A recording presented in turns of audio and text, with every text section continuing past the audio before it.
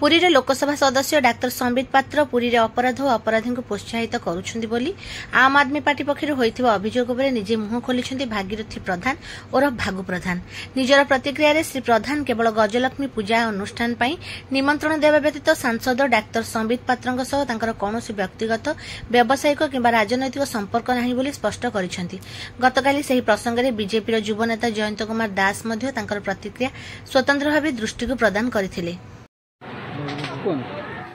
माँ गागुड़ी गजल लक्ष्मी पूजा कमिटी तरफ उपस्थित भागीरथी प्रधान उपस्थित ये कमिटर सब मेम्बर मान मुख्य उद्देश्य ये कमिटर सब भाई भौणी मैंने समस्त अच्छा सभ्य कमिटी की आम बहुत लोक उठे समस्ते मिसिक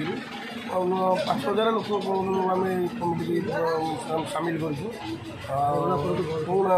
वयस्क लोक छोट बड़ पर्यटन समस्त साहय पूजा को बहुत लोक कर पूजा भी 18 वर्ष होगा आम पूजा को